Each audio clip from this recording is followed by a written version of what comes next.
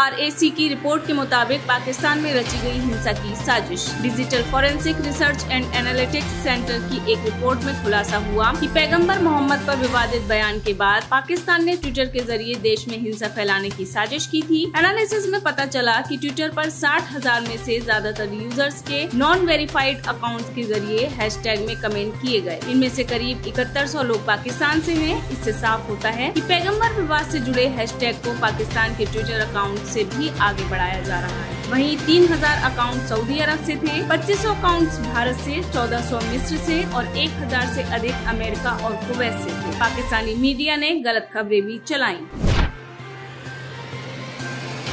उत्तराखंड से आपको झटका। उत्तराखंड आप प्रदेश अध्यक्ष दीपक बाली ने दिया पार्टी से इस्तीफा। उन्हें 1 महीना पहले ही पार्टी ने प्रदेश अध्यक्ष बनाया था। दीपक बाली ने मंगलवार 14 जून को प्रेस कॉन्फ्रेंस कर दी जानकारी। हाल ही में उत्तराखंड विधानसभा चुनाव में आम आदमी पार्टी का CM चेहरा रहे कर्नल अजय कोठियाल ने पार्टी से इस्तीफा दिया।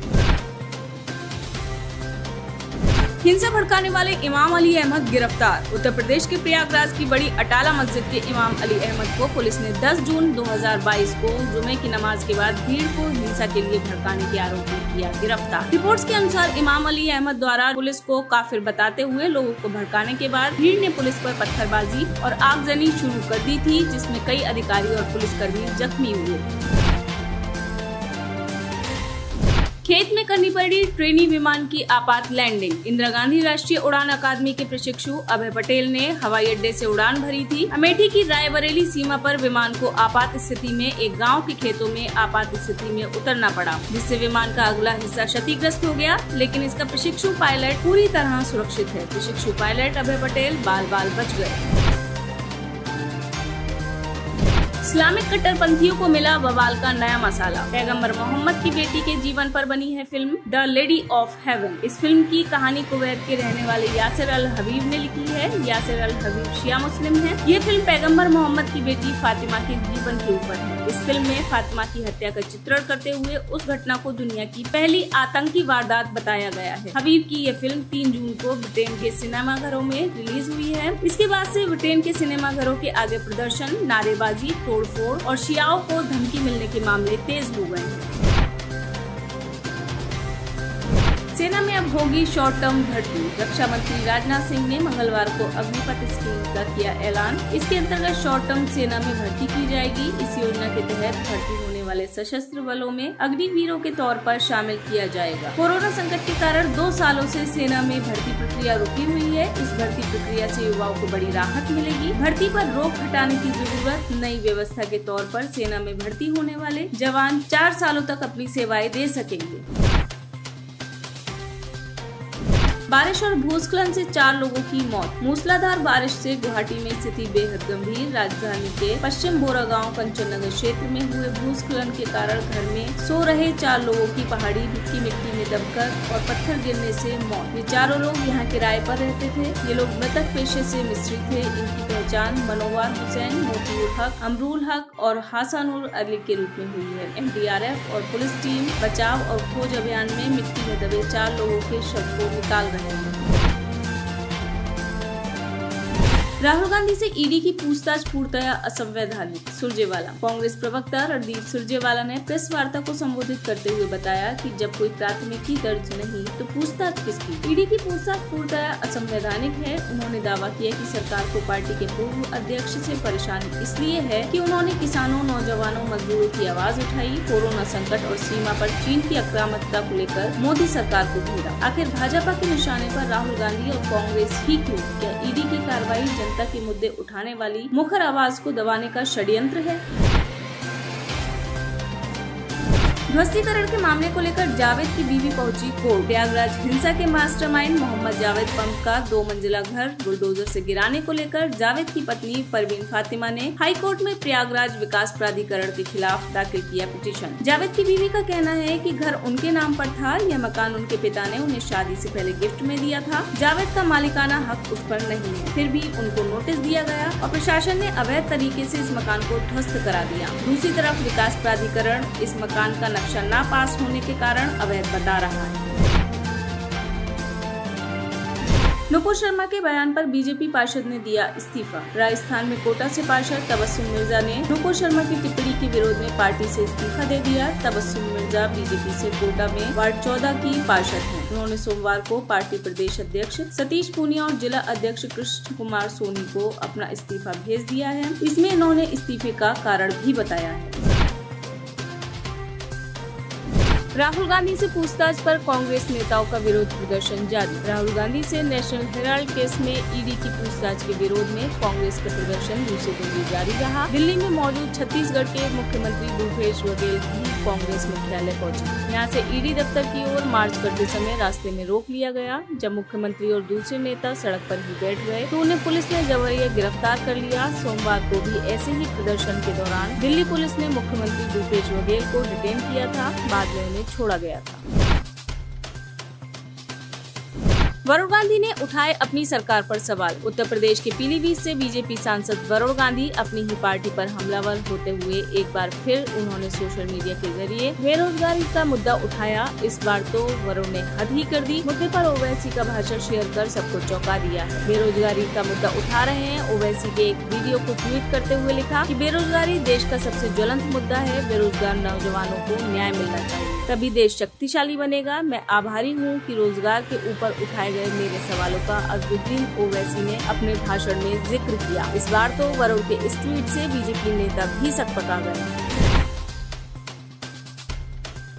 हिंदू महासभा के नेता ने मुसलमानों पर दिया विवादित बयान। ग्वालियर से हिंदू महासभा नेता हरदास अग्रवाल के एक बयान से फिर सियासी गर्मी बढ़ी। हेट स्पीच देते हुए हिंदू महासभा के नेता हरदास अग्रवाल ने कहा है कि अगर उनकी पत्नी को वार्ड प्रत्याशी बनाया गया तो वह 800 मुस्लिम परिवारों के यहाँ वोट मांगने नहीं जाएंगे। वार्ड 44 से हिंदू महासभा के नेता हरदास अग्रवाल की पत्नी के नाम पर लगभग सहमति बन चुकी है, लेकिन हरदास अग्रवाल ने विवादित बयान देकर हड़कंप मचा दिया है। इलाहाबाद हाईकोर्ट ने जुबैर की याचिका की खारिज। इलाहाबाद हाईकोर्ट की लखनऊ खंडपीठ ने ट्विटर पर 3 हिंदू संतों को नफरत फैलाने वाला कहने पर ऑल्ट न्यूज के सह संस्थापक मोहम्मद जुबैर के खिलाफ दर्ज प्राथमिकी को खारिज करने से इनकार कर दिया है। हाईकोर्ट ने कहा है कि प्रथम दृष्टया जुबैर के खिलाफ अपराध का बनना प्रतीत होता है और इसकी विवेचना की आवश्यकता है। यह आदेश जस्टिस रमेश सिन्हा एवं जस्टिस अजय कुमार श्रीवास्तव प्रथम की है। अवकाशकालीन पीठ ने जुबैर की ओर से प्राथमिकी खारिज करने की मांग करते हुए दाखिल की गई रिट याचिका को नामंजूर करते हुए पारित किया। याचिका की तरफ से कहा गया था कि उसके ट्वीट से किसी वर्ग की धार्मिक भावनाएं आहत नहीं होती हैं। उसे बेवजह परेशान करने की नियत से प्राथमिकी दर्ज की गई है। मणिकर्णिका घाट पर बड़ी शव यात्रियों की भीड़। भीषण गर्मी का प्रकोप झेल रहे उत्तर प्रदेश के वाराणसी मणिकर्णिका घाट पर शवों के आने का सिलसिला बढ़ गया है। चिलचिलाती धूप में शव यात्रियों को शवों के अंतिम संस्कार के घाट की सीढ़ियों पर घंटों अपने नंबर का इंतजार करना पड़ रहा है। इसके अलावा घाट पर ना तो छांव की व्यवस्था है, न ही पीने के पानी की। काशी में मिली मौत सीधे मोक्ष के द्वार खोल देती है, जिसकी वजह से यहाँ पर बड़ी संख्या में शव अंतिम संस्कार के लिए लाए जाते हैं। यहाँ शवदाह का काम 24 घंटे चलता रहता है।